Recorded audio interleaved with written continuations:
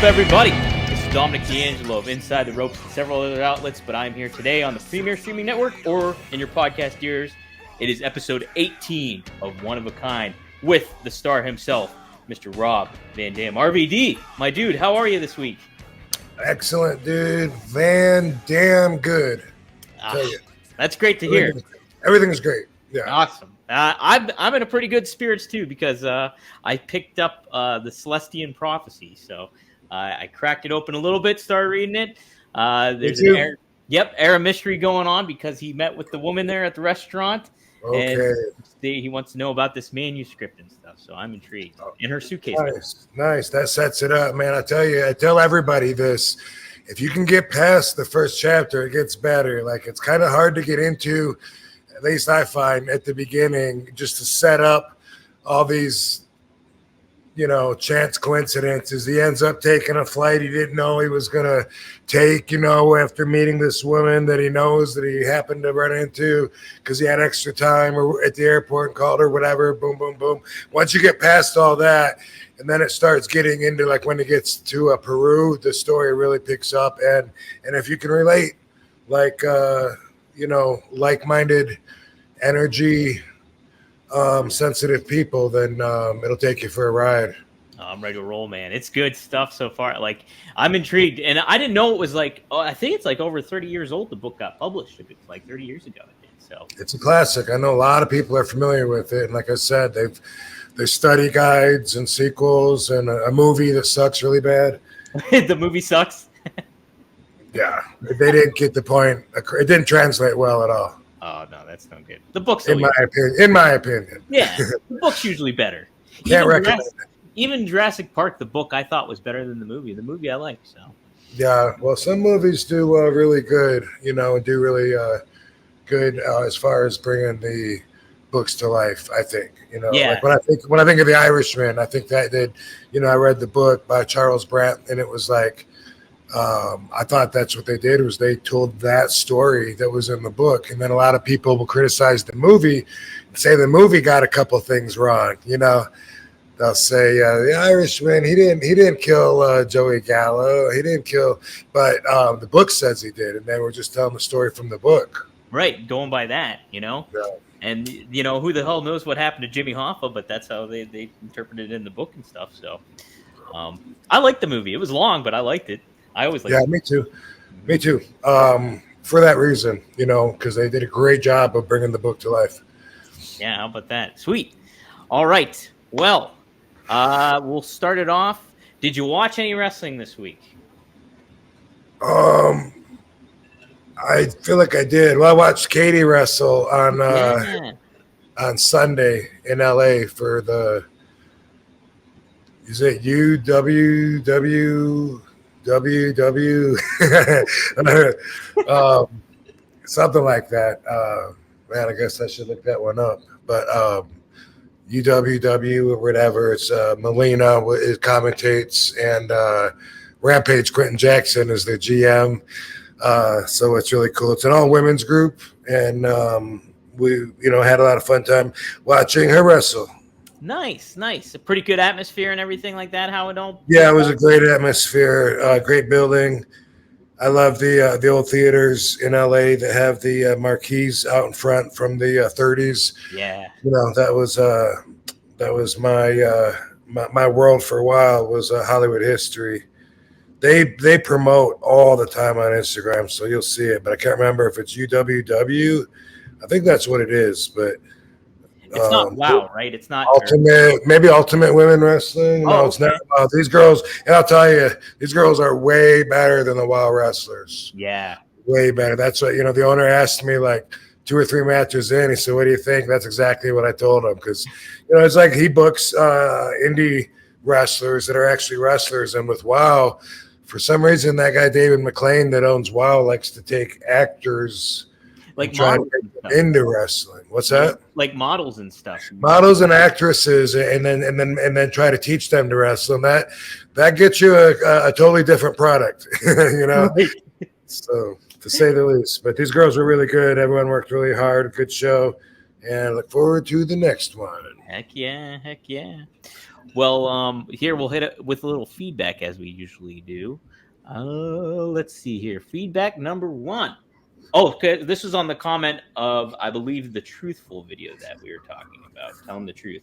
Rob, you are what every human being should inspire to be. You are sincere, honest, and give off ultimate positivity. I hope I get to meet you one day. Keep up the good work, says SG Good 6590. That was 5 days ago.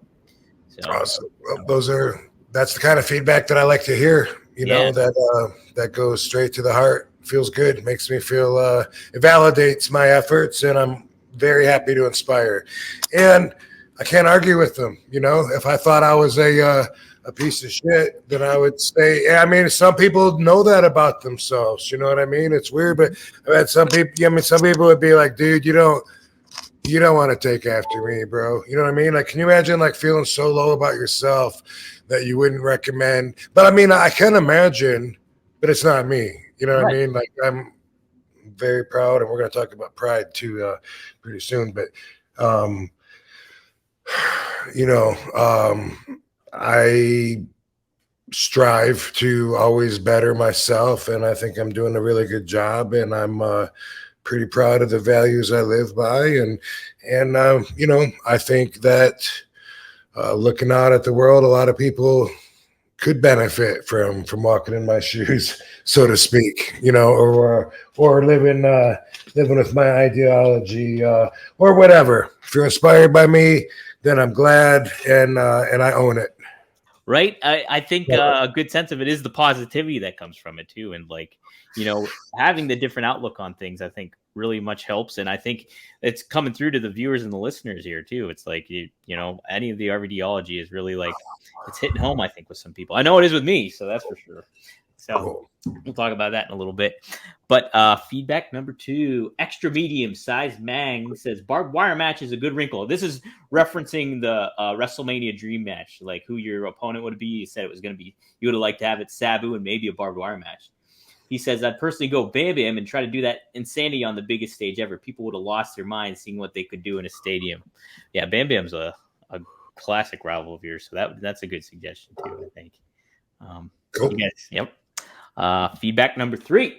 In an ECW style match, how about an ECW showcase, a fatal 4-way, no holds barred, Sabu versus Sandman versus Rhino versus RVD? That's a interesting ripple going a fatal 4-way match. Do you like fatal 4-ways? I don't know.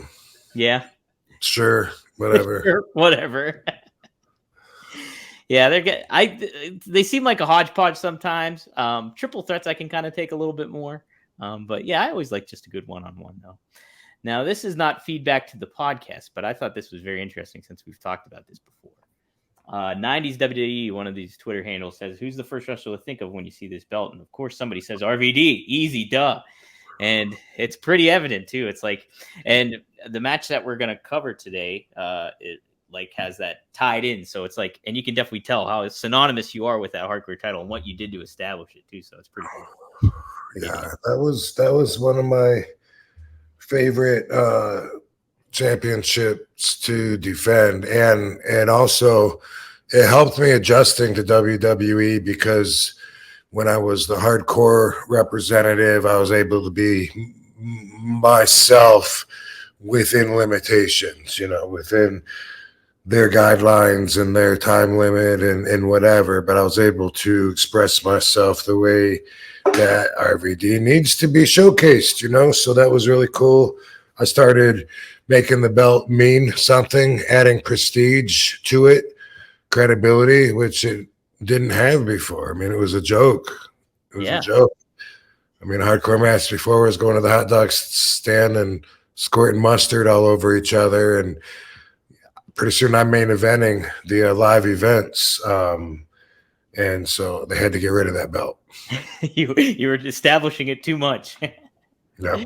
So, okay. Something that we haven't done in a while, but I kind of wanted to bring it back because you always talked about how you would ultimately like to have that match with Mike Awesome. And we would, in the comments on that YouTube clip that was posted, then we would have people would put their dream opponents on there and stuff like that. And somebody suggests, so we covered Macho Man, we covered Mr. Perfect, we covered Bret Hart. This one was an interesting one, and kind of ties into to almost the merger that happened with WWE and Endeavors. Like they're a part of UFC now, that TKO Holdings. But somebody said Ken Shamrock. Have you ever crossed paths with Ken in the ring at all? No, not in the ring at all, ever. I respect the hell out of Ken, and I've known him like my entire career. Been around, like it was 1991 when I went to South Atlantic Pro Wrestling and first saw him, and he was Vince Torelli. That's what he was wrestling under. And I just remember I was just this really young green kid, but I remember looking, and not only did his physique look amazing, but he was just doing these standing high jumps, bouncing up and down, warming up in the dressing room. And he just looked so athletic. He was jumping so high. And one of the boys, I'm trying to think of who it was. I guess I couldn't do that right now. But they were talking about him, telling me, like that he was a badass, and he had won the last 5 tough man contests in a row that came through Charlotte. And so I always had my eye on him. And there was one story back then too, that several of the guys told me, because they would be bragging on Vince Torelli, and Manny Fernandez was the booker back then. Oh, the bull.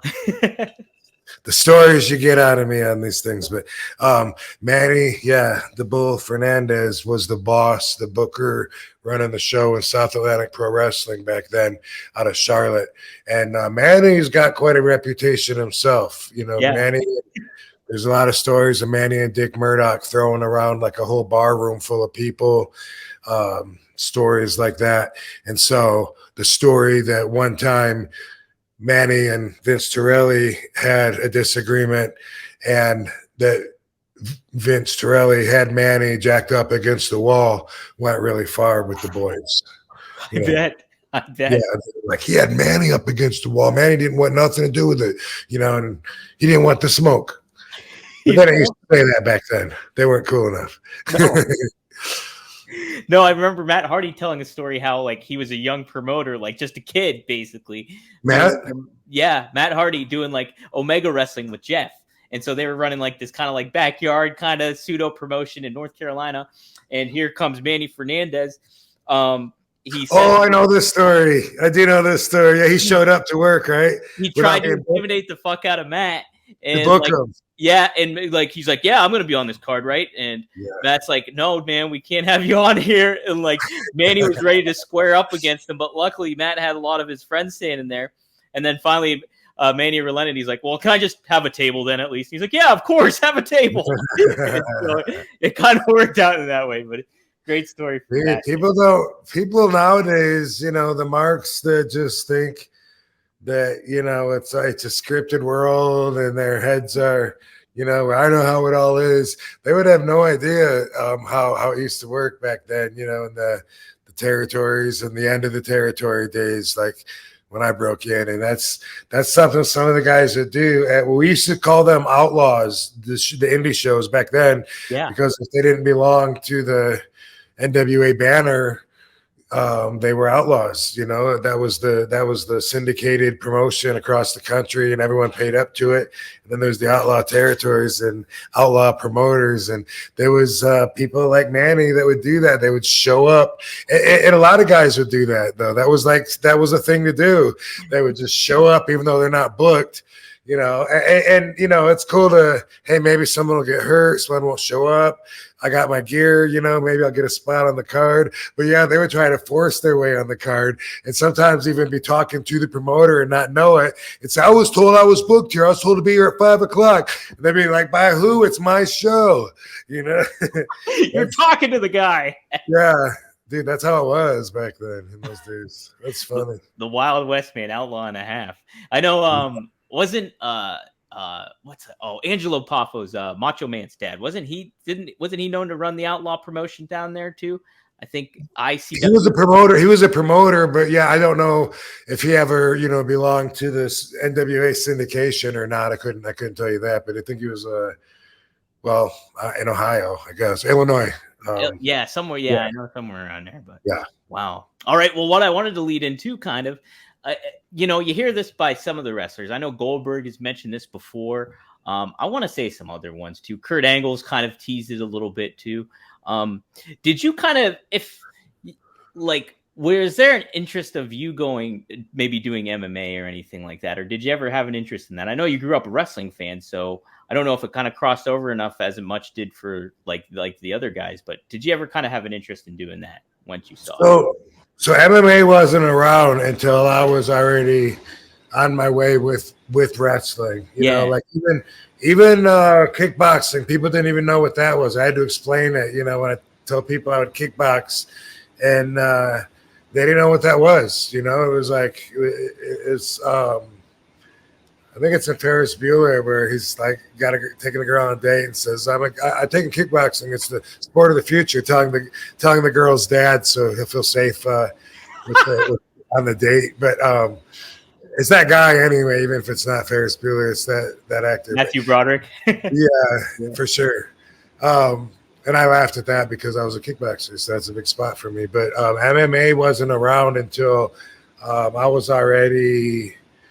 I'd been wrestling a while. I'd already been, I was already making a living at it and on my way up and stuff. And so, like the first MMA, what MMA is, it's mixed martial arts. What the first UFC and the first several were, they were like, let's put a sumo wrestler against a Kenpo karate dude and just see what happens. And that was my buddy Keith Hackney and Emmanuel Yarbrough, and he took him out. I think his name was Emmanuel Yarbrough. Actually, that might be I think I have his name wrong. But anyway, let's take a boxer and a kung fu guy and put them together. Let's take a jiu-jitsu expert and put him in there with a pit fighter, whatever the fuck that is. And so, but it was very entertaining. But it seemed like that was around 93. I think I was already living in Savannah, Georgia at that time, and had been wrestling 3 or 4 years, and wrestling in Japan and everything. So if it was around when I was 17, 18, no question about it, I totally would have been into it. I was trying to take every martial art that I could and just absorb everything and take every challenge and spar in every class, even of arts that I didn't know and stuff. And I was just so hungry to learn and to prove myself to myself, probably. But I've always been a fan of it. And then after the first several UFCs, we actually learned what really would work more in a situation like that, because there's always the arguments of which art is best, and then, you put him in there and it's like, wow, it doesn't matter, how much Tai Chi, if you're in there with a boxer dude and getting knocked out, what good did all that fanning do for you? And it's like, that's what MMA is. It's mixed martial arts. That's how it became. It's a hybrid of everything, and it's fucking awesome. So I'm a fan. It's a lot of fun. I watched it this past weekend, and they had the big fights on there. And I'm a casual fan, so I don't know the names offhand, but it is really intriguing to watch. And even if the guys just go the distance, it's like, that's a fucking good ass fight. They're just laying it in. Yeah, and I think, like, I got all the respect for those guys as being the best athletes in the world. Because you got to stay at your very tip top shape when you're doing that, because you're fighting other people that think they're the toughest people in the world from Japan or fucking, India, wherever. And it's like, you're in that weight class, you're in their way, and, you don't want to give up any edge that you don't have to. So those guys got to train their balls off. Oh my gosh. Yeah. It's unbelievable the amount of work that they put themselves through. And then, like, some of those fights, they don't last very long. And it's like, okay, back to the drawing board. And you got to get used to the aspect of almost kind of like getting knocked out. That's just part of the game. It's like, if you get knocked out, that's it. That's crazy. Yeah. That's crazy to go through the up and down emotions of that and have the whole world seeing you knocked out and have your ego be okay with that. You know, after you've told everybody there's no way it's going to happen, you win in. That takes an amazing, flexible, emotional state. And by the way, on the other side of the spectrum, some of the fights do last long, and they go 5 whole fucking 5-minute rounds. Can you imagine? Like, that's like, you know, with a minute in between, that's like, okay, it's 7:28 now. By the time you're done fighting, it's fucking going to be, 8 o'clock. That's crazy. Dude, it's nuts. I can barely box for like 2 minutes straight and I'm winded. I'm just out of it. Well, somebody's got all their weight on you, you know, pressing against you. Yeah, it's great athletes. Great athletes. So say if UFC was at its height when you were about 17, do you think you would have just transitioned right out of wrestling and gone into the UFC? Or would you still have been intrigued by pro wrestling to kind of stick around and do that? I mean, hypothetically, I guess I probably would have done both. You know? Yeah. I did that with. That's how it was with the kickboxing. You know, I got into kickboxing because I wanted to wrestle, right? And I had to go to the kickboxing classes in order to use the ring. So that was what got me into it. And then, but I was already a fan, you know, of like chop sake, martial arts films, late night. Like, I loved that stuff. So I was interested. It wasn't like I was forced into it, you know what I mean? But I found I was doing really good, you know, knocked all my friends out and could take a hell of a beating. I had, you know, had endurance and was picking up on everything that our instructor, Kit Likens, was teaching us. And then he had his own fighters and I was hanging with them, you know, and got people that had years of experience or had alleged championship belts or whatever. And then and I worked my way up through that, you know, and Kit Likens had 2 losses, and I ended up eventually going to one of the guys, Terry Gay, who had beat Kit, and me and Dango both, you know, went and started sparring with his guys, and his guys were really good. I mean, they were big, you know, at least my size, and had like 10 years experience, and were adults, were older than us, not kids. And these guys, you know, we would beat the hell out of each other, and we would go and we'd drive to, I can't remember if it was Clearwater or Coldwater. I get that mixed up in my head because there was both Clearwater and Coldwater, Michigan. But we would, me and Dango would go, and Terry was happy to have us for food for his guys or whatever. But we would almost be fighting. I mean, we would be like sparring very, very rough, like 90%, and with egos too. You know what I mean? Yeah. Trying to out fight their team, you know what I mean, and only hold back when you think you really caught somebody in the nose. You're like, oh, are you okay? All right, cool. Bam, and keep going. Then. Yeah, but man, I learned so much during that. And Terry Gay, every once in a while, he would hit the ring with us, and just he could hit me at will anytime he wanted. He was so fast. And I hated that. He was long and tall and skinny, and he was just so fast. You know, I couldn't even see it coming. I just be like, bam, God dang it, bam, motherfucker.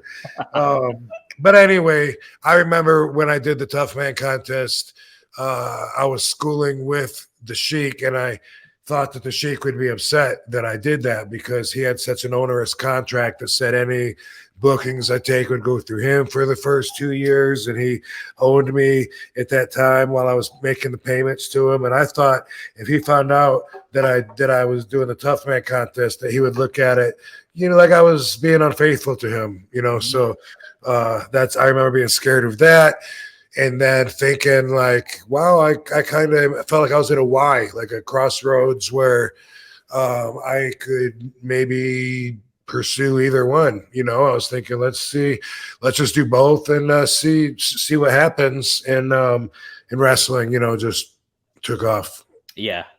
How did the Sheik react when you figured out you were in the Tough Man? I don't think I ever told him. Oh, really? Okay. I don't remember ever having the conversation. Yeah. Okay. I did 2 of them. No, I did 3 of them actually. But the first year, I went to the one in Battle Creek. And then I was like, whoa, I can hang with these guys. Holy crap, I got to. And then the one in Kalamazoo was a couple months later. I think ours was in December, and then in Kalamazoo was in March. So I went into that. I entered that one in March, and that must have been 90. Yeah, I mean, I have the trophy. That's what it says. and yeah, I was. That's the year that I was, doing my first dozen matches with Sheik and still schooling with him. So, but I mean, I told Sabu, but it was we had a lot of secrets that we wouldn't tell Sheik because we didn't want to get him mad at us. Right. Well, yeah, I remember thinking, that hey, you know what? If I get an opportunity to do like professional kickboxing or something and can get paid for it or whatever, then cool.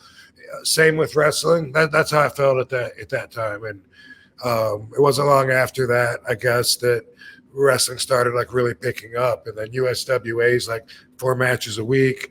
And when that was over, I'm like, where's the next territory? Where's the next one? Yeah. Oh man, what a fascinating lifestyle though. Trying to live that MMA life and or taking any of those sorts of classes is like, it's a commitment, and it definitely takes some time to get used to it. So you don't want to go into that half-hearted. No way. No, you don't. You'll learn soon enough if you do. Yeah, but a lot of guys do. There are a lot of guys that, like, it's their dream to have one fight. I just want to get in the cage, just do it one time, and for the rush or whatever. And that's almost like doing it half-hearted when you think about the guys that just train all year round and are in a whole different. They're like a whole different species, God, the conditioning and their reaction time and just everything is like peak, but I guess you can get there. Yeah. We can all be at our best. Absolutely. It's funny when I go to the gym and I'm like hitting the bag, it's like I feel so slow when I do it, and then when I go up there, I see somebody else like sparring with somebody and stuff like that, and they're just rapid fast, and I'm just like, geez, how far am I behind on all this stuff? It's just like, holy shit, gotta put you in a humbling position. But hey, you gotta have someone show you how to do it. Have you had that? Have you had training or no training? No training at all. I just kind of like hit the bag. Luckily an old boxer guy was kind of watching me, and he's like, hey, keep your elbows in a little bit more. And so that and I thought I was keeping my elbows in, but I wasn't. So then it helped. So I was kind of like, I got to watch some videos, and definitely like they have classes there. So I might dabble in that at some point. So yeah, the thing, most likely you're too tense. Mm-hmm. And your arms are flexing while you're hitting, and that shit slows you down. Like, to be fast, as Bruce Lee says, you must be like water, but it's true. Like I used to always do the grab the quarter, out of your hand trick. Someone put a quarter in, and I'd be like, bam, and grab the quarter out. I haven't done that in so long, and my wrists sometimes don't move as much as they used to. But that's something I learned after. Well, actually, I learned that when I was training for the second Tough Man contest, because the guy James Williams, that was the photographer from the first Tough Man contest, and the referee's brother. I started training with that guy, and he taught me all these weird, unorthodox things. One of them was how to grab a quarter out of somebody's hand before they can close their hand. And I got so good at it, that was my trick, my party trick. And I would have my hands way down on my side and have their hand up by my face, be like, bam. But you have to be so loose, though, in order to do it. And when you learn that, you'll be able to punch way faster. You know what? And I think you're 100% right on that, because when I'm hitting the bag, I can feel my whole arm tense. Like, it's all flexed and everything like that. It's still a good workout, but you're not going to hit it as fast. Okay, I'm going to be more cognizant of that. Wow. I already got a lesson. All right. Okay. Before we get on to our subject, I did want to ask, I think I know the answer, but since it's news relevant right now and stuff like that, the PWI 500 got released today. Oh, I thought you were going to go with the alien bodies that they introduced to court. What? I didn't even know about this. 2 alien corpses. I gotta send it to you. You gotta send it to. We'll talk about that next. Introduced to court 2 mummified alien corpses that they dated. I can't remember if they said it to the 30s. I think they said they think they found it in Peru. Anyway, yeah, more details to come. Is there images? Did they show images, or is it just recorded? They showed the bodies in court. They brought little coffins and opened the boxes up in court, in Congress. In Congress. Yeah, Are you on? Wait, if I send to RVD Pro on Instagram, will you get it? Yeah, if you send it to the podcast account, I have it. Yeah. Okay, so I'm gonna try and multitask. Okay. Dude, that's crazy. Oh man, yeah, we'll definitely talk about that next week because I was completely unaware of that. That's hilarious. That's so how what else could possibly be relevant to the times? Right. Well, what I was gonna ask, how much weight did you put into that as a wrestler? Did you even care? Did it even really hit on your radar, or was it just kind of an afterthought? It seems like it's more popular now than it was back more in your gut, like in the Attitude Era kind of thing. What are we talking about? Oh, the PWI 500, the Pro Wrestling Illustrated, how they have 500 wrestlers and stuff like that. Did that ever kind of resonate with you guys at all in certain ways, or? Yeah, I mean, it was cool to be in it for sure. You know what I mean? It's just like, wrestlers are marks. They used to not be allowed to show it, now they show it. And it's just like, if you rank high in it, then it's a legit, credible piece of, documentation there. If you rank low in it, it's a piece of shit written by a mark, doesn't know what he's doing. Right. That's how the boys see everything. Yeah, okay. Yeah, I sent that to you on Instagram, by the way. Okay, sweet. I'll definitely check it out. Hell yeah. Right. But cool. Number one this year was Seth Rollins. So he definitely had quite the resume of matches and definitely built up his credibility. So yeah. You see my gym, right? You see my gym. I got all these magazines all around the tops of all the walls, all the magazines, a bunch of them that I'm on the cover of. There's more, but all the ones I can fit on all my walls in my gym because I got so many magazines with me on the cover of it. That's cool. That's part of our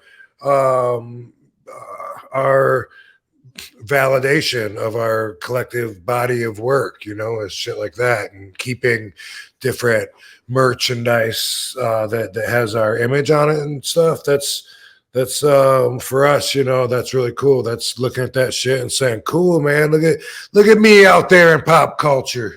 I'm making waves, brother. And you know what? I think that's being on the cover of a pro wrestling magazine, like a Pro Wrestling Illustrated or The Wrestler or any of those ones, that publications back in the day. I think that would have been like the piss on resistance, if you will, hey, that's pretty fucking cool, because it's like that is a piece of like history almost there, for the magazine and for the work that you do. So and the magazines used to be huge. Oh, yeah, way more. Before the internet, that was like a way bigger industry as one could imagine. Right. Oh man, I would get so amped up going to the grocery store and finding the wrestler and getting the posters and all that shit. So yeah, now just print work in general is something that has been passed by, and although it still remains, it's such a small remnant of what it used to be that Playboy magazine isn't even a thing anymore. You know what I mean? Mm-hmm. And that was the shit. So I used to love going to the store with my mom and just waiting at the magazine rack while she was shopping. And I'd look at comic books and I'd look at wrestling magazines. Hell yeah. Comic books, Mad Magazine, Cracked Magazine, all that shit. Yeah. It's a lost art now. They're still there, just like DVDs. For years they've been saying, "Oh, DVDs are dying out. Don't invest in them." They're still around, but it's just not what it used to be. No, I have a lot of wrestling DVDs too, and I'm happy I still have them because it's like some of that stuff doesn't stay on the network, or the music changes. Obviously, they have the rights, and like you miss out on that. So I'm like, I'm happy I still got that shit. And they're still selling DVDs at Walmart. They're still putting new shit out, So it's like years ago, they were acting like they were done. When Blu-ray came out, they were like, DVDs are done. It was 10 years ago, at least. Mm-hmm. I guess they've been collecting VHSs now, too. All that's coming is still, I don't know about VHS. There's some people who's releasing shit on VHS. I guess that's a fair point, but I think people are still collecting them, is what I mean, though. Like they'll go back and collect them. Some weird people, maybe. I don't. Maybe, yeah. I got my whole career on VHS, and I'm afraid my tapes are just going to deteriorate and rip.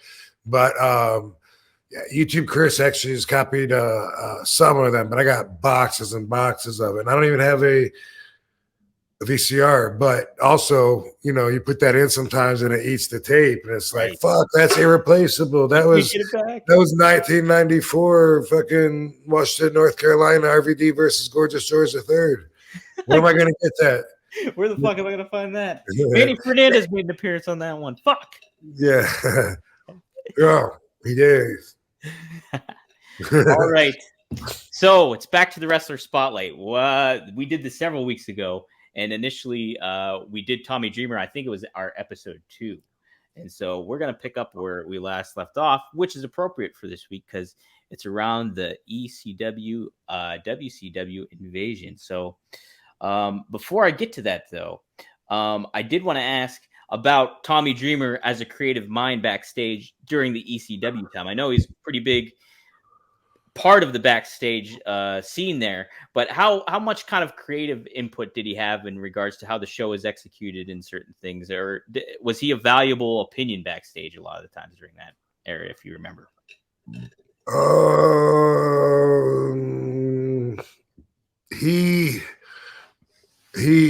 He was definitely someone that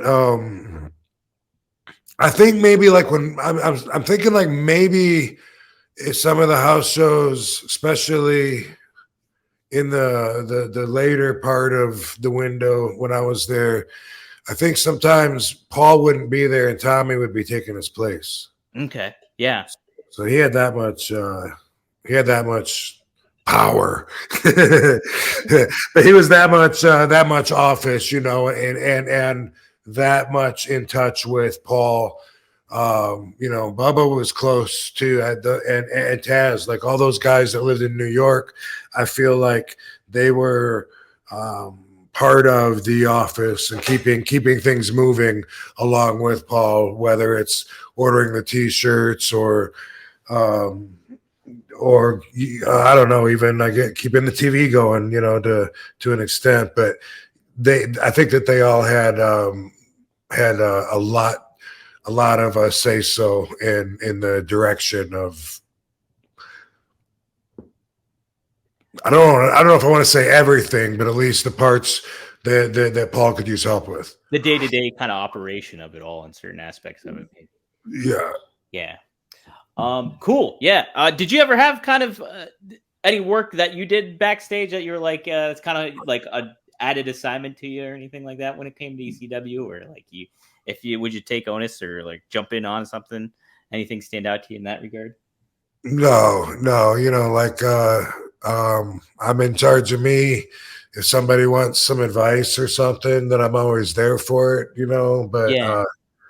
That's about as far as that goes. That's about it. All right. Well, cool. So yeah, July 9th, 2001, WWE Raw. Paul Heyman formed an ECW alumni group for one night only that consisted of Tommy Dreamer, Rob Van Dam, Lance Storm, Mike Awesome, Taz, Raven, Rhino, Just Incredible, and the Dudley Boys. Then Heyman says that the WWF invasion just got extreme and that ECW will take on WWF and WCW. By the end of the night, it was a setup, and Heyman was actually in cahoots with Shane McMahon and the WCW the whole time. So, could you believe it? How did you feel getting into that thing? Were you guys pretty pumped? I know there was the aspect that kind of came into play, like, hey, it's kind of shark-infested waters maybe with, a lot of the top stars here, and you guys got to kind of prove your own mettle when it comes to certain stuff like that. Were you overall pretty excited about this opportunity and stuff, just being there on the main stage? So you're talking about 2001, right? 2001, when you guys show up in WWE, you and Tommy Dreamer like invade. Yes. So for me, like I already knew that I was coming to WWE, right? And in my mind, I felt like this was something that I had to do. Mm-hmm. Yeah. Because there wasn't anywhere else to go if I wanted to continue being a TV wrestler in the United States at that time. But it wasn't something that I understood was going to be really better for me artistically. I thought they were going to change me, erase my past, call me whatever they want, and so I was nervous about all that stuff, and then so when I found out when I showed up and Tommy Dreamer threw me an ECW shirt that we were going to be representing ECW, all of a sudden I felt validated. I keep using that word, but it's so proper. It's like the third time I've said that on tonight's show, but that was totally the best word, validation. Like now I'm Rob Van Dam and you're adding depth to my career instead of wiping it out. Like that's a night and day difference, like that was rewarding, to try to look for another word. And it was awesome because they accredited me with everything I had done as RVD in ECW prior to coming to WWE. It validated ECW in itself. And the fans loved it, even though Vince thought that he trained them to know what ECW was and then to chant ECW. Either way, it was a lot of fun, and what a great way to transition and come into the new world.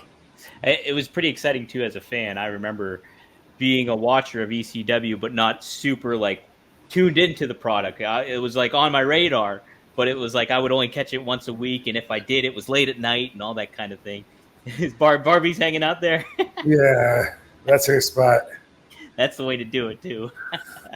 My cat's lingering around somewhere. But it was kind of neat because then this was like I was aware of who RVD was. I knew who Tommy Dreamer was, and like I already knew they were stars. But you guys coming into it was like, holy shit, this is fucking big time. This feels big time as a fan. So much bigger crowd, and the reactions too. Like we'll talk about this in a little bit, but holy smokes, like especially for you, damn, some pretty good shit. Holy smokes, indeed. Mm-hmm. So I did notice. So I was looking at Dreamer's backlog or profile on Online World of Wrestling, and so they have a recap of like his matches that they were going down, like it's chronologically. During this time, I happened to notice he went on a pretty big losing streak when he first started off on there. Do you remember at all if there was like a certain perception of Dreamer behind in the locker room, or did he just seem like the right guy kind of for the job in a lot of ways because he seems pretty adaptable, I guess, if you will. So with WWE, yeah, with WWE, most of the guys seem to know him already, and he was still in the office clique. Matter of fact, he became a producer / agent and was part of the meetings, and he's one of the ones that would tell me, like if somebody buried me in the meeting, he'd fill you in. Yeah. And everybody likes Tommy. I can't imagine anybody really having an issue with him. He's always been very likable, and as far as him being on a losing streak, that's kind of part of who Tommy's character, really. I mean, he when you look at his pathology and his ECW story, even like the fans would always be behind him, but he would often be the guy that's really getting the shit kicked out of him. The guy that's getting slammed through the tables, and the guy that's getting the chair cracked over his broken heel, and that's kind of part of what he does. If he scores a win, it's kind of like a huge deal, really. He's not like the guy on top that's crushing all the competition, winning all the time. He's the guy that the fans really pull for, that really gets abused. And, sometimes he might slip one over. Other times, he fights strong. And, quite often ends up looking at the lights at the end of the night. Yeah, he's kind of the everyman in a lot of ways, especially like with ECW and coming into that. It's like people can relate to him, and fighting from behind, fighting from underneath, and making it happen. So no, that's fat. Yeah. He would like that I said that. It's okay. Yeah. Bubba busts his balls all the time on Busted Open Radio. I think they call themselves the Fat and the Furious on there. So that's funny. Yeah, they've always done that. Mm-hmm. All right, so May 13th, 2002 on Raw. This I want to get your take on because I remember this, as a teenager and be like, what the fuck are they doing with Tommy? So Tommy began a fresh new angle in a vignette called A Day in the Life of Tommy Dreamer plays. And so what it is we see Tommy Dreamer brushing his teeth and his dog's teeth with the same brush, drinking toilet water, and other disgusting things. And then on May 27th, the next week on Raw, Tommy Dreamer let everyone know that he's just a regular guy, and then he eats a hot dog off the floor. Then later on, Undertaker comes out and forces Dreamer to drink a plastic cup full of tobacco spit, and then beats the crap out of him. What do you think about this thing? And do you remember Tommy's reaction at all to any of that?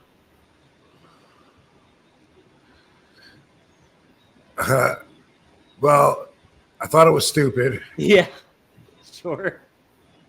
I thought somebody was trying desperately to catch the coattails of the jackass genre. Oh, yeah, that's a good point. Mm-hmm. Which was very popular. Tommy would do stuff to make everyone pop, pick a cockroach up off the ground and put it in his mouth. So we'd go, ew, gross. Pick something out of the garbage and take a bite out of it. Like Tommy would do that anyway. So it was kind of like really him. But I thought it was that the stuff that he told me that he was filming, I just thought it sounded like really stupid.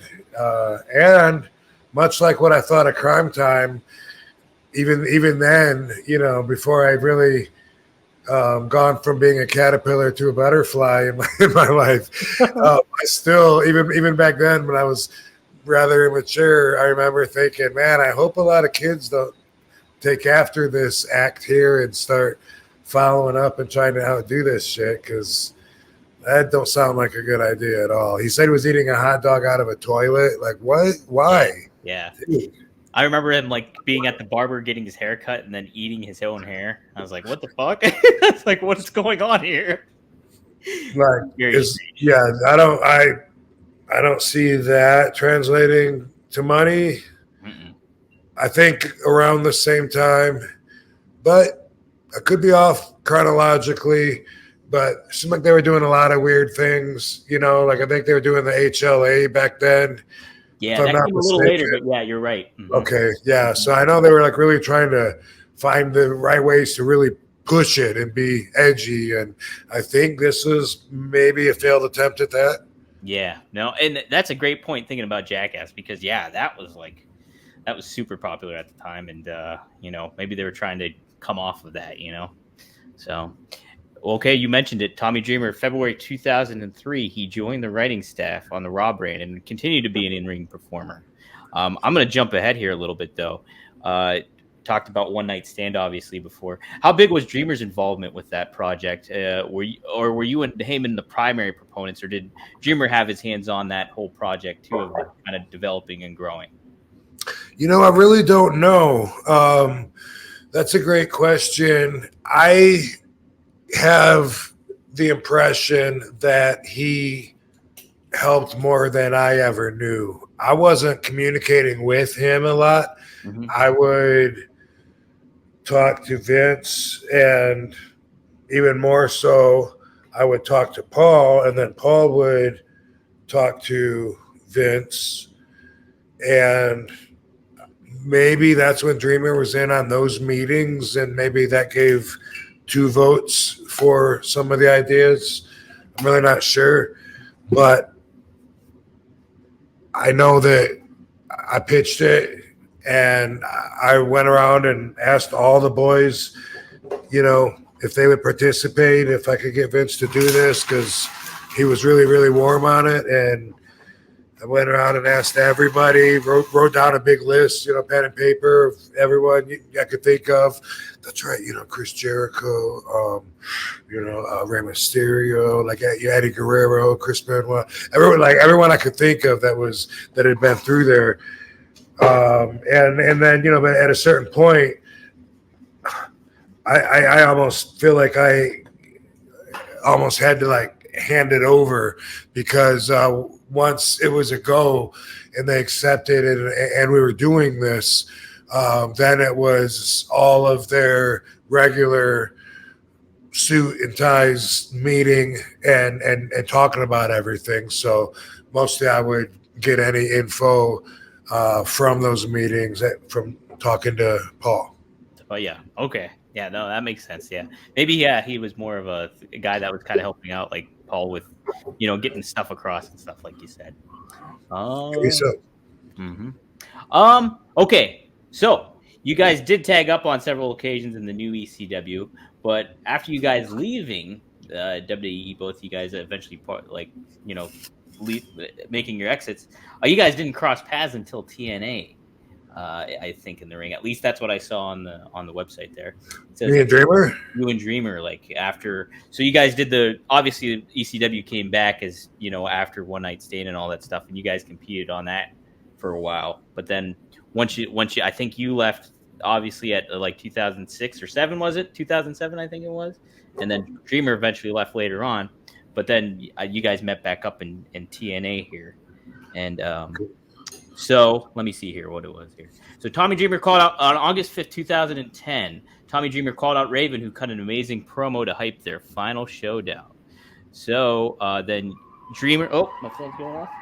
Dreamer and Rob Van Dam defeated the Monster Abyss and Raven. Sandman showed up after the match to save Tommy. So that all happened then. What I wanted to get at was this match, though. So, all right, here's a question. When was the House of Hardcore match when I wrestled Tommy Dreamer? It might be this one. Oh. So this is November 7th, 2010. This is TNA Turning Point. RVD beat Tommy Dreamer, but Tommy Dreamer suffered a wrist injury with his bone sticking out of the skin. Do you remember that? Oh, no. No? Okay. I was going to ask about that, but that's fucking crazy. Sounds like something Tommy would do. Yes. Okay. Yeah, no, so I don't know. The House of Hardcore match, when did that happen? Because I don't have that in my notes here. Maybe in between there. I don't know. That was Tommy's promotion, Right. Mm-hmm. So it was at the ECW arena? No, it wasn't. It wasn't at the ECW arena, because I remember the bleachers, and we went up the bleachers. It was some other building, but I don't know when that was. It could have been before or after that TNA run. I don't know. I think the House of Hardcore promotion itself that ran, I think, afterwards, because I remember being at one of those shows in 2015 at the ECW arena. He had one of the shows going there. That was a fun promotion too. It was just a whole it had ECW talents, but it had modern talents at the time too. It was a good hodgepodge of mixture of stars and stuff. They were fun. He did a good job of that. So yeah, it was definitely before then, because my return to WWE was 2013 and 13 and 14. So it was probably in between maybe those two aspects of it. Maybe, I'm not sure. Maybe.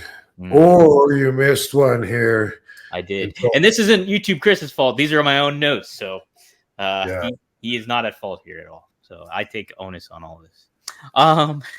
Tommy Dreamer's value in ECW and as a wrestling mind. Is there any stark philosophical differences between you and Tommy as far as maybe how wrestling should be executed or is executed? Or you guys are pretty much on the same page, you guys think, overall, when it comes to executing wrestling? We agree on a lot, and we disagree on some. Mm-hmm. Nothing sticks out, though, in regards to maybe. Nothing sticks out. I don't know if it's something, for public consumption. Yeah. it's see if I can think of a way of explaining it without feeling like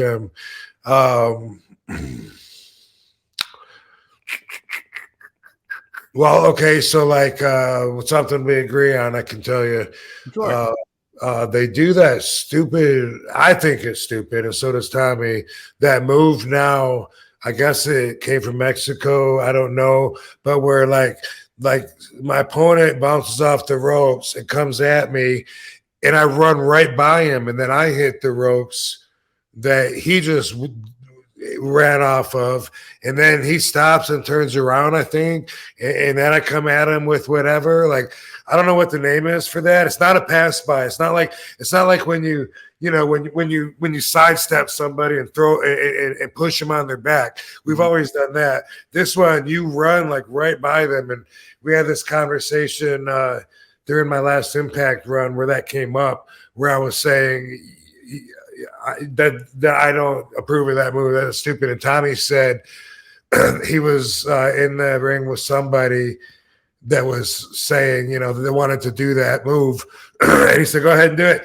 And he said the guy bounced off the ropes, and when he tried to run by him, he said he just waist locked him and grabbed him. That's great. I'm like, why wouldn't you? Right. It's weird. Makes no sense if you don't do something like that. Yeah. So I'll give you that one. I like that one. Yeah, I appreciate that you don't actually. The other thing had something to do with how much somebody big like Moose would sell. Like Moose is wanting to do a 360 bump from a clothesline, and it's like, dude, no, like that doesn't do nothing for you, in my opinion. Yeah, in Tommy's opinion, hey, it's okay. You're a former world champion. You can clothesline that hard. But overall, though, we're both old school. He's always been a little bit more on the comedy side. Like for me, I consider it comedy, and just. He's always getting hit in the balls and stuff like that kind of things, but also the cookie sheet stuff, like that's not something that my weapon of choice, if I'm going to get into a battle with somebody, a cookie sheet or a pie pan is the last fucking last on the list. Definitely the farthest down. Might as well give me a piece of aluminum foil. It's going to hurt almost as bad. And everybody knows that, so I don't get that, but nope. Okay. No, I like that. I'm with you, though. Worst weapons, cookie sheet. It was great when you were kids because you could hit it and make a lot of noise, but for the ring, for wrestling, no.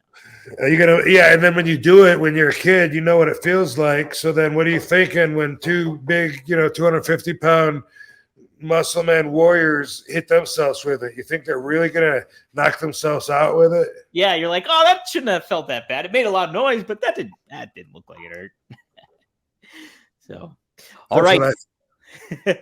Rob Van Dam match is a fun one. I'm excited because it's a pretty cool one. I kind of forgot about, but then it's like once I watched it, it was like, man, it took me right back to that time of like how exciting it kind of was.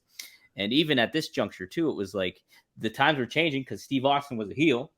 And so I'm talking No Mercy to October 21st, 2001. This happened. The Alliance is in full force. Steve Austin and RVD are a part of the Alliance, while Kurt Angle here is a part of the WWE. And so, Rob, I actually have the short video promo that they had for you guys building to this match. So we'll pop that up here real quick. But it definitely sets the tone. Yeah. It sets the tone for it all. So here we go. Okay. Open probably. Oh, probably, yeah. So really set the tone. I thought it was super cool because it's like, it's you think about hardcore champion in there with Kurt Angle and Steve Austin. What the fuck? Where's the squirting mustard and the mop in the face and the plunger or the ball pit? Why aren't you guys wrestling in a ball pit at McDonald's or something? But who knows? Missed opportunity, I think. But I will say, I think it really sets the tone. Obviously, people think that Steve Austin's heel turn was not the right move to make ultimately, but he was such a great heel at this, like being the paranoid world champion, and like you're kind of stuck in the middle of it all, and the crowd's behind you out of a lot of people there, and Kurt Angle's representing WWE. A lot of fascinating elements coming into this one. So, did you kind of remember any of this mindset of what you were kind of being in this title picture at that point in time, or anything really stand out to you for this moment in time for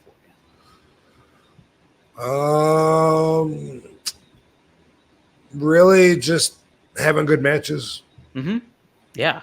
And you know what? This match was great. I really liked it because, and I will say this is so. Dave Meltzer here sets the tone. I pulled from the Observer around this time, so this is from the a week later, so the October 29th, 2001 Observer. So this is for the Survivor Series he's talking about, which should be the biggest money match with the highest stipulations in the history of wrestling because it's the Alliance versus WWE, but it will come nowhere close to that level. A match with WWF versus the Alliance with the losing promotion having to disband. So what does this all mean? To give the Alliance its badly needed credibility since it's lost virtually all key matches, and with the exception of Rob Van Dam. No newcomer has been booked in a way to get them over. The Alliance was destroyed, including all 4 championships on the lowest rated non-holiday edition of Raw. The rating is proof of everything everyone knows. This angle is dead because WCW and ECW are never really necessarily giving wins in credibility. Titles mean nothing, although MSG last week with Austin Angle rating were the ultimate proof of that. People are sick of the McMahon family talking about being on television. Make matters worse, they aren't so keen on The Rock, Austin, or anyone else used to carry the promotion needed. Now, I will say, when watching this No Mercy match, the crowd was super over, like on everybody there. Like Austin was over as a heel, everything like that. So, a question I wanted to ask: you're in all this new ecosystem, everything. Rock and Austin were the hottest 2 babyface acts going into WWE during the Attitude Era and stuff like that. Rock even had success as a heel early on. Did you feel Austin as a heel? Did it feel out of place, or wasn't that too much of a worry or concern for you? Did you kind of think it fit the bill at that point in time? Austin being a heel.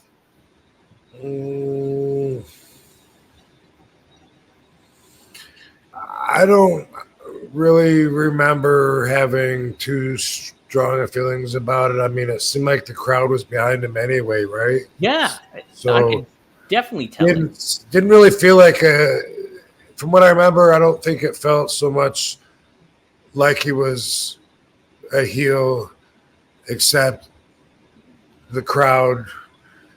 You know, every time he would take a break and they'd say what, which I hated. Oh, I know it was fun for them. What?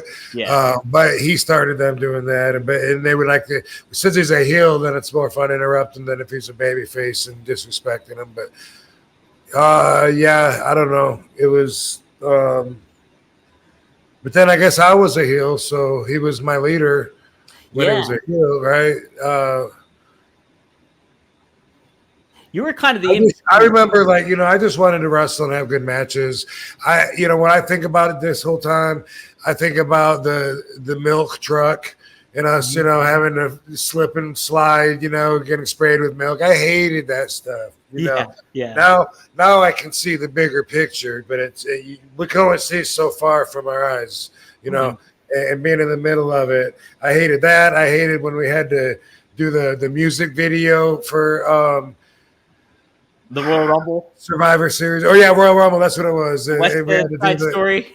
Yeah, the West. I hated that. We had to sing and stuff, and I was like, man, I just want to get out there and be athletic and show off and try and win my fans over, and you know, so the competitive mindset that I was in felt like during a lot of this time that I was playing a bit of a stooge for a lot of it. You know what I mean? That's how it felt. I know initially when I was seeing it, there was kind of that aspect that came with it when the Alliance showed up, and it was like, okay, they're all kind of backdrop almost to Steve Austin and stuff. But ultimately, like, you were somebody that was getting over, like, big time, you could tell. And the crowd was receiving it. And clearly, like, this match was an indicator that they were thinking highly of what you were capable of doing as a main eventer, too, at this point, too. So all that kind of really played out. So Meltzer continues to write. This is an interesting piece he wrote. So I want to get your opinion on this. The decision for Van Dam to do the job. So you're the one that took the pin at the end of this match. Did not think it was a big deal when I watched it at all. Because, I mean, you hit your 5-star frog splash. Shane McMahon interfered. There was reasoning for it to happen. Probably took a pedigree. Took a pedigree, yes. But so instead of Angle doing the job, you did the job.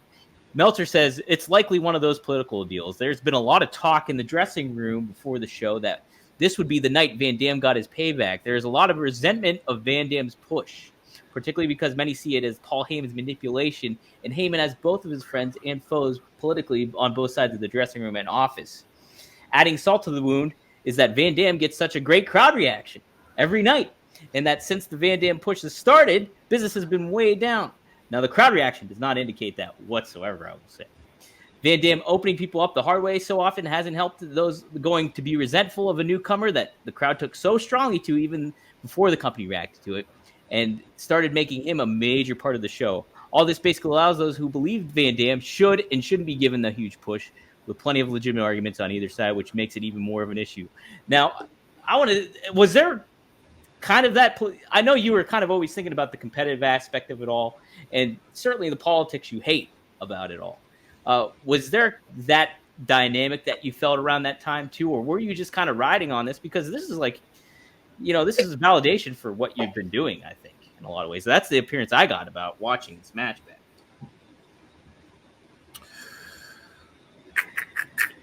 I just can't. I can't stop thinking. Like, imagine if Paul wasn't there. Mm-hmm. What they would have done with me. Like, if I went there in 2001 and Paul wasn't there to fight for me, I would have had a complete different career, complete different.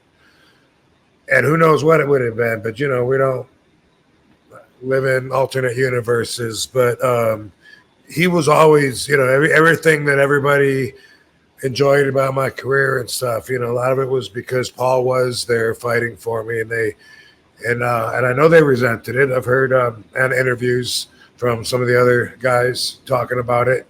That they resented that Paul was so pro RVD, but he's the only one that understood me. Mm-hmm. And but I don't know. I know I was over with the crowd, but I mean, I don't know that I could sell out huge 100,000 arena, seat arenas and shit. I don't have the ego to say this is the only chance. I just need to prove it, and this is my chance to do that. And like, I don't now anyway. I don't have that kind of ego. Back then, I don't know. Hopefully, I had enough sense to just be at my best and get where that got me. And I do remember thinking that too. Mm-hmm. Like, I remember Steve Austin saying to me, "Kid, they're about to strap a rocket ship to your back. You know what that means?" And I was like, "Sounds good." Yeah, sounds positive. Right. I remember thinking, like, it's business though, isn't it? Like, what am I supposed to be thankful? Like, it was weird. My thoughts were weird at that time because I thought, like, look, everyone's got an RVD signed. I'm over as fuck with everybody, and I'm supposed to say thank you so much for doing the right thing. Like that's kind of how I thought about it. You know what I mean? Gauging how over I was. From my perspective, I thought, what else are you going to do except for try to capitalize on it? And I very often felt like they weren't interested in doing that. So it was kind of balanced out between the good and bad moments. Right, sure. And like, this match was a pretty good indicator of like, hey, them having confidence and like the belief in you, because there was the aspect like you were getting spots in, you hit the 5-star frog splash, you were going to get it, like there was the evidence for the fan to see that, hey, he could have won the match right there if Shane McMahon didn't interfere. No, if it was Shane McMahon that interfered, and no, Vince, I think, whoever it was. Either way, you would have got the pinfall or whatever in the match. But I think an aspect that I like just kind of thought was just fascinating was just you were super over, and that Austin, like working with somebody like Austin and stuff like that, you were mixing it up with the main event stars of that day, and you were the main eventer there, and you were on the rise. So it's like, after this was all said and done, it almost like I wanted more Austin versus RVD. You know what I mean? Like a one-on-one kind of aspect. Do you remember there kind of being like, was there a hope that you were going to have a program with them, or was there any thoughts to that kind of a cultivating? I feel like I did. I'm trying to think too. I know you got some clean pins. You wrestled The Rock and got some pins against him, I know. I also wrestled Steve Austin, and I'm almost positive that I have a win on him too. But I remember giving him the Van Daminator and busting him open. Oh, really? Okay. I think that was during a singles match. Yeah, I think maybe that might have been like something. I'll have to look that up because I almost wanted a long term program with you guys. It just seemed like that's the aspect I really liked about it too. Was like Steve Austin was the brawler in the match. You were your own unorthodox style that was unique, and then Kurt Angle was like the technical wrestler in it all. So that was a really good compliment to one another in that whole fight too. I thought that was So check this out. One day we're at the arena for a TV, and it's early in the day, and my eyes started bothering me, and I'm rubbing my eye. I don't know what the fuck it was.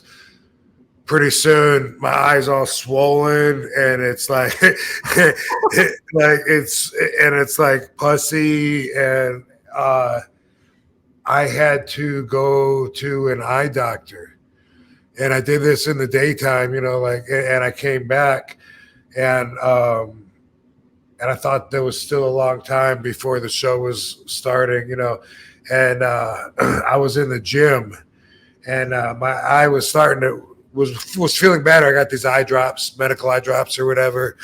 But I remember I had to go in the darkness. It was weird. It just killed some hours. But finally it got better. And then I was in the gym.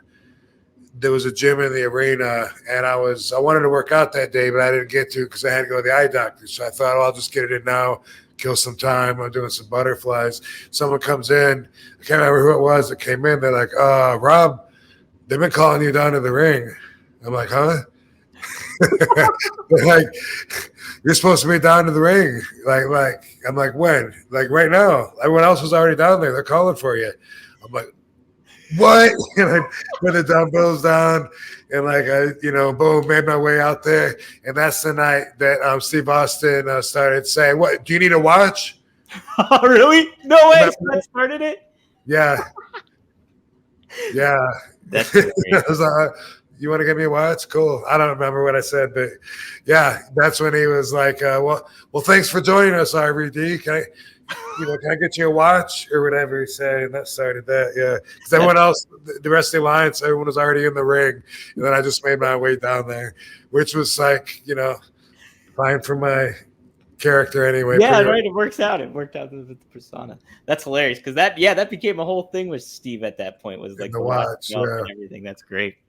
Now, how did Steve ultimately like working with you? Do you think because I know there's always talk about him. He was obviously he broke his neck in '97, and he was kind of always protective of that.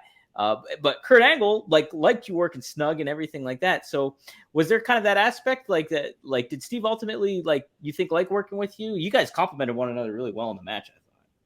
I think that he liked working with me. Yeah. I remember when I busted him open with the Van Daminator, everyone would hold the chair and just kind of look through it like that, and it hits him. What's it gonna do? But when I saw him after the match, I said, hey, sorry, dude, sorry I busted you open. I knew at this point, I've been busting everybody open, and some people were talking bad about me. But anyway, I said, oh, dude, sorry, I busted you open. And he goes, oh, that's all right. I knew it was going to happen. That's great. Yeah. That's great. Cool. No, I love this match. Meltzer gave it 3 stars. He said it was a good match. 3 stars. Yeah. And he said it was a good match, but it didn't add up to the previous ones that you guys had, I guess, before. I will say I really liked it. The story aspect of it, people were giving it shit because of the McMahon angle at the end because he came out. It's just, I don't know. I like it. So it was good stuff, Rob. So cool. As far as anything else, do you have any final thoughts that you kind of want to get across on this? Working with Steve, working with Kurt, anything? Because me and Steve have the same birthday. Do you guys really? And Trish. No shit. Wow. And Christina Aguilera and Brad Pitt. Oh my other God. People. Yeah. Other people have that birthday. Every year. What is your birthday? What is it? 12/18. Lovely team. Okay. Wow. How about, geez, man, that's a Hall of Fame birthday right there. Man. Yeah, for real. That's true. All three of us. I share one with AJ Styles and Lex Luger. Nice. Congratulations. Thank you. Thank you. All right, Rob. Hey, guess what? It's time to wrap it up. We're going to do a little RVDology. Let's do it, dude. Let's do it to it, brother. So here you go. The floor is yours, my friend. What did we talk about last week? Oh, yeah. Loyalty. Here, I'll put myself up real quick again.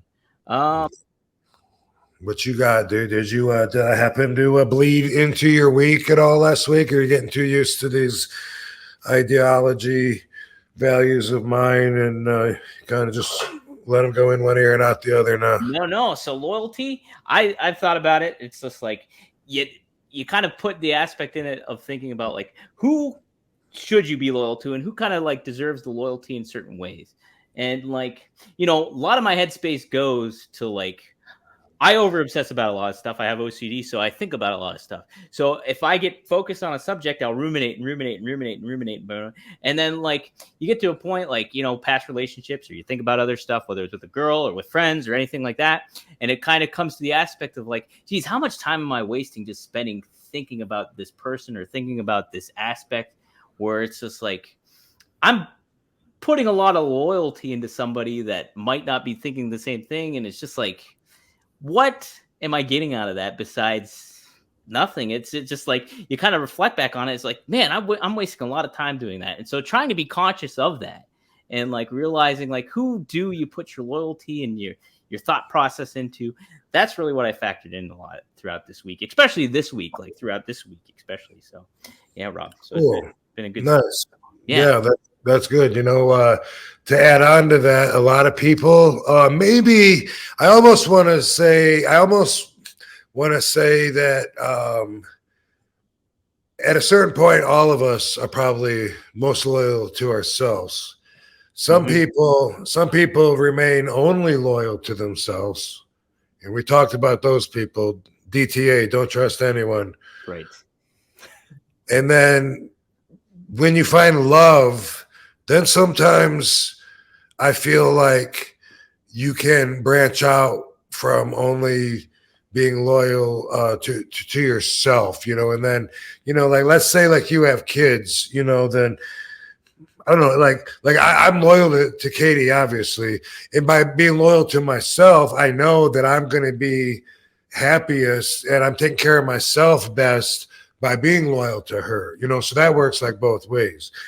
When you have kids, then a lot of parents, I feel like they can be more loyal to their kids than they are to themselves because they're sacrificing, giving up time, things, parts of themselves for the benefit of their kids because they love them so much and feel responsible for their happiness and their well-being because they created them, So like, I feel like it's really useful to know and to think about that, about like who you're loyal to, who deserves your loyalty. Make sure you're loyal to the right people, and also, who's loyal to you, and do you deserve that? Right. That's a great point too. No, Rob, that's been a good one. So, and definitely feeling about karma too is another aspect I've been really taken away with. So yeah, it's been helpful. Man, my values don't expire. They're lifelong. That's right. You're right. This they have a never ending shelf life. They are timeless. Yes. They are timeless. Yeah. So especially today's, I've been getting a lot of these responses saying that I'm helping people, which I love. I love the thought of that. I take that very seriously because I don't know who else is telling you this shit, and I think that a lot of my stuff can help people if they're willing to see things the way that I see them. And, if you don't want to be cool and chill like RVD, then listen and then reaffirm your opposite opinions or values or ways of life. Anyway, we talked earlier about I wasn't able to see the bigger picture, when I was like in the middle of being on TV, in the middle of a program, competitive, hopes up, disappointment, hopes up, disappointment, the cycle, frustration, all that. A lot of the times, if you just remember, there's always a bigger picture. Sometimes that can get you out of some jams. And basic thinkers aren't able to see the bigger picture because the very first basic level of thinking is survival. And a lot of basic thinkers don't think past that. They have no reason to. And all of their thoughts are about survival. Take, for instance, voting. All right. If there was a vote that was good for everybody in America, but for me, it was going to raise my taxes a little bit, am I going to vote it down because it's bad for me? Or am I going to see the bigger picture and realize this is way better for the whole country? Pretty sure I know the way that I would vote if there was something that simple to vote on, which there never is. But just to make a point, though, if you think about it, if you're the other person, then you know that you're a basic thinker for sure. And I do know people like that, people that would just vote on what's best for them, even if it's not best for the majority of everyone's well-being. So if you can think of examples of that, that's what I'm talking about when I say the bigger picture. And people that are just focused on themselves, their survival, they're going to get their tacos. That's all they know. They're going to grab the life preserver on the boat when it's going down and watch everybody else drown. I'm not saying that that's wrong if that's how you think, but I am saying that that's inconsistent with values of a leader. You can never be a leader in that kind of position if you're going to save yourself and let everyone else that you're leading go down. And you don't have to feel obligated to be a leader when you make your decisions and choices, but there's a bigger picture than what you're in. I said this earlier. Think about this. We can only see as far as our eyes can see. We can only see what's in front of us right now. But this is only part of the picture. There's a much, much bigger picture. Right now, I'm looking all the way back to 2001 to answer these questions. And now I have the foresight of the bigger picture. I know what I learned. I understand the business more now. I know the impact that my efforts made on my fans and what it did for my career. I know where my path went. Much bigger picture. At the time, Dom's asking me, how did I feel about this and that way back then in 2001? All I had was what was right in front of me now. And that's all I can see right now.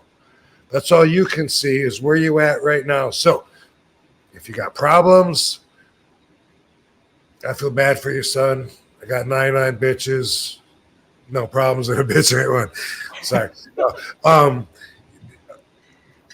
Here's something that I learned to deal with problems.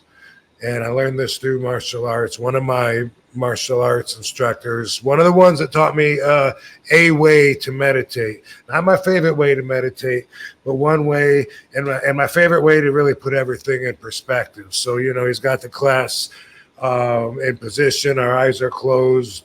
We're trying to relax, right? And he's telling us to picture ourselves, bird's eye view from the ceiling. Look at the classroom.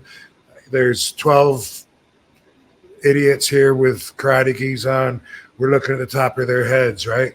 You can see everybody in comparison to each other, relatively size per size. Now, boom, zoom back. Look at a few city blocks, right? Now look how small we are compared to that. Now you're seeing several buildings and stuff. Zoom back, boom. Look at Battle fucking Creek. How small are we compared to Battle Creek? Zoom back, look at Michigan. Zoom back, look at the fucking United States, you know, zoom back and look at the whole fucking earth and think of how tiny and small and insignificant you and your little ass problems are when it comes to the whole big picture. Meaningless. And that meditation exercise is actually taking the time to slowly walk through that and visualize that was one way to teach me my status as far as position and comparison prospectively with the whole fucking planet. So, dude, it sucks that you got to get your brakes fixed. It ain't the end of the fucking world. The world's going to keep going on. So that's one way that maybe can help people if they really think that everything is closing in on them and that everything is in front of their face. It's not. You only see so far because your vision is not limitless. But there's a way bigger picture. The thing I like about music is that it makes Katie so happy. And you know what? It makes lots of people happy. Now, personally, I'm not a big fan of music. I'm not going to normally turn the radio on in the car just to have background subliminal control over my brain so that I'm thumping to a beat.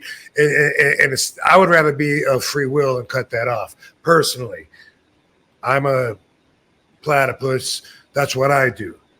But I would never say I don't want there to be any music. People love it. It makes so many people happy.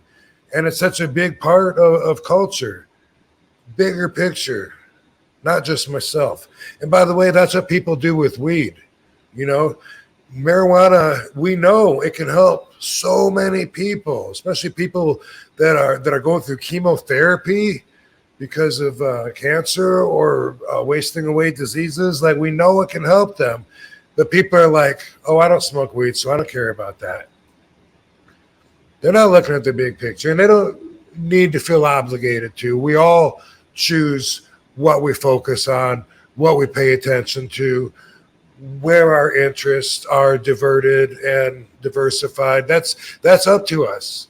And I do get that. I care about weed.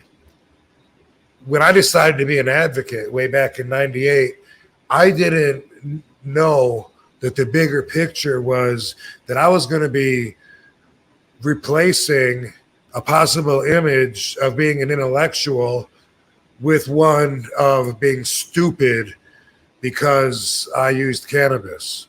I didn't understand the bigger picture that most people in society still thought that. Dude, he's fried. He don't make sense. Bro, he's wasted, dude. He's blitzed. Dude, would I have still put my energies into advocating? Yeah, because I knew that people were killing themselves with cigarettes. And what I knew was that cannabis would elongate life expectations. People still don't know that, but I do. Anyway, I sacrificed all of that for the greater good.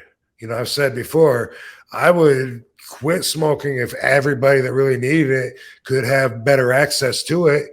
For me, it's not about getting blitzed and wasted. I often say, you know, when people ask me what I enjoy about cannabis, do I feel the inflammation that other athletes? Do I feel that it helps with inflammation? Like a lot of athletes for years have always acclaimed. I don't know if I feel that, but I feel my spiritual vibration ascending. I feel the frequency tuning higher. It makes me a better version of me. That's me personally. For everybody, whatever. When you're depressed, it's really hard to see the bigger picture because you feel like you are wrapped in a blanket of darkness. And a lot of you guys know, a lot of you guys don't know. I've been there. By the way, let me make this point again, too, about the bigger picture. There's so many people out there right now that want to argue drugs are bad. Don't do drugs. But you wait until their dick stops getting hard and see if they're not a little pro drug then. A little bit then. Yeah, see if they don't change their mind. You know, a bigger picture by then, you know. And overall, a lot of people that naysayed a lot of shit before are now okay with it just because the education has gone that way and they're sheep. And so that's the way that it goes. But back to the depression thing, you know, you get surrounded with a blanket of darkness. You can't see through it as far as you normally can see. And you can have people there that are for you, that are with you, that love you, and you can't even see them. You can't even feel that connection. Depression is a crazy thing. It runs in my family. And, you know, the brain chemistry, it's an amazing thing. It's great to just think. You could just think thoughts and make yourself automatically feel better. Brain chemistry is pretty powerful, though, and sometimes you need to sometimes back to the drugs. Sometimes some people actually do need drugs to balance out the brain chemistry, and they're brought up to believe that they shouldn't do that, myself included. That's one of the hardest things for me to actually go on antidepressants when I went through this really dark thing in 2016. But I've said this many times. Someone brought up, you know, my evil ex is brought up a lot on here. That's because that's when I learned a lot, like going through that whole situation of the whole relationship with the evil ex, the time in between, and then getting with Katie. That was me going from a caterpillar through the fucking nest, whatever the fuck they build, catacomb, what the fuck, and now look at this pretty happy butterfly. But that for me, like I grew through that, so it's going to be a reference a lot because, you know, I feel like I was a kid there. But anyway, for people that are depressed or not feeling that good, I want you to think about there is a bigger picture that you don't see, you know, like when I was going through the divorce, man, I was so against it because I was brought up to believe that's the ultimate failure. You know, I was going to fight tooth and nail and make sure when that bitch left that I had tried everything within my power to try to make it work, made her completely understand. I didn't want it to go that way. When it got to a fact, she's leaving for sure either way. You know, dealing with that got pretty bad. Now I'm in this big lonely house and I just got the dog and the dog dies and my dad dies. And I was like, I got like in this darkness where it was like, I know I'm RVD. I know people are excited as fuck to see me everywhere. All I got to do is go down to the grocery store and I'll get love, but I couldn't see that when I'm in that darkness. And so I know what that's like. And so a lot of people that are watching this or listening, believe me, you know, when it comes to mental health, I haven't begun to talk enough about that, even from my own experiences. And the thing is, you can feel hopeless even if logic tells you that you have hope. You can feel alone even though you know that there are some other people, and it's just this fucked up brain chemistry. And sometimes you got to see a doctor. And just because you tried one before and it didn't work doesn't mean shit, because you might not have got the right doctor. Fuck. You can't score 100% and go to the right person every time and consider that your whole experience. What kind of basic thinking is that shit? But check this out, man. If I would have known in the bigger picture that I was going to be as happy as I am today in 2023, I wouldn't have been so down. I would have said, you know, this is what I got to do to fucking move past this. And oh my God, looking back at it, my evil ex did me such a favor. she helped the quality of my life so much by leaving. So much. Even in our happiest moments, there were nothing at all like I feel like now. Having someone that we have a real bond, real trust, real love. And even though I felt like at the time that I had a good thing, looking back at it now, knowing the bigger picture, dude, I was complacent. I was happy with the words that we spoke, meaning we promised each other to each other, but it wasn't real, obviously. And I've said this before, I was never even her top priority, and we both knew that. And my self-esteem must have been so low, or my belief in that commitment was so high that I was okay with her being my priority and me being somewhere down her list. And that's fucked up. And now looking back at it, I deserved so much more. And I'm sure even my evil ex would agree to this statement. We both did not deserve to have each other. Take that however you want to, but we deserve to be with other people. It was not a good match. And so like all the little nitpicking I can do and say, well, she was a bitch about the dishwasher.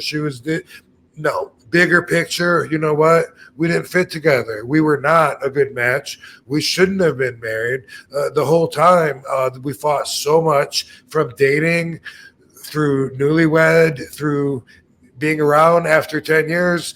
There's like another 8 years of just bullshit and misery and like losing ourselves in a pointless, needless fight to keep something that didn't deserve our loyalty. Back to last week's value. That relationship did not deserve our loyalty, and she didn't give it our loyalty. And, anyway, bigger picture, I'm so fucking happy today, and I'm a better person.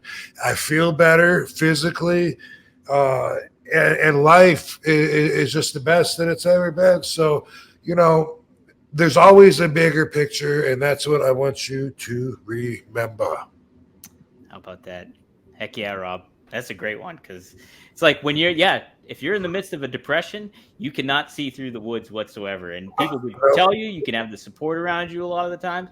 But if you're in the thick of it, it's so hard to consider the bigger picture when it comes to all that stuff, because it's the chemical makeup. It's all that stuff. It's like, man, 2016, that was a rough year for me too. At that point in time, I was going through a lot. So it's like, but realizing it now that I see the bigger picture of it all, it's like, wow, look at how all that kind of paid off in the end, you know, the journey that it went through. So, no doubt about it, bro. Good stuff, man. Can't wait to talk about that next week. Cool. Hey, before we get out of here, I did want to put over your interview you did with RJ City, the Hey EW. Did you catch those clips and stuff like that? It was good stuff, man. No, I mean, I retweeted them, but I didn't hit play and watch any of them. It was an interesting interview. Right? You did it. You guys, the way you riffed off of one another is pretty fun stuff. I didn't know what to expect, so I was just responding off of him, and had some pretty weird questions. Oh yeah, there was definitely some weird ones, but it was a lot of fun. If you guys haven't got a chance to check that out, Rob, anything you want to plug? The big days coming up here. This weekend, I am going to Hamburg, Pennsylvania. I believe it's called Legends Fest, and looks like quite a few of my peers will be there as well. I think Sabu's going to be there too. I think I saw him. Yep, Sabu said he's going to be there, and Fonzie will be there as well. Oh, shit, all right. Yeah, so flying into Philly, and then I guess it's almost a 2-hour drive, roughly, almost to probably Hamburg. Like Amish country, I think, in a way, like middle of the state area. So yeah, more on the Philly side. I'll bring an extension cord from Philly. Yeah, bring an extension cord. And then coming up, you got the Battle Creek show on September 30th happening. So yeah, sir. Yep, we'll be back here before then, but that's coming up. Absolutely. Coming up. All right, guys. Hey, thank you guys for joining us this week. If you want to check us out, go to rvdpod.com to get all the clips that you want. Full episodes will be posted on YouTube eventually here. But if you want to get them early, it's every Friday at 4:20 on the Premier Streaming Network. I don't know where to point, right here, down there, if you see that. So I'm trying to think of anything else. Follow RVD at The Real RVD. Follow the pod at RVD Pod. And yeah, that's about it. Rob, good show, man. Learned a lot. I got cool. Hey, something. I'm gonna, before we hit record, we were talking about. I was saying that I got some ultrasounds done today, and I was saying, even though we got the smartest fans, I still like to get experts' opinions on what's going on inside my body. For me, that's thinking bigger picture. I mean, obviously, we have some very intelligent fans on Twitter that have told me that I have concussion damage, but still, just the same as a plan B, I've gone to a few different neurologists and other MDs and gotten their take on my damage, and I've taken tests and passed to get that I was back to normal and had no long-term concussion damage. But that's plan B in case the fan is wrong, the experts. And same thing with my lungs. This fan said recently that he knows he's got better lungs than mine, obviously, because I smoke weed. I just want to say I had a second doctor look at the reports a few days ago, look at my scans that I got on my lungs. He said my lungs are clear.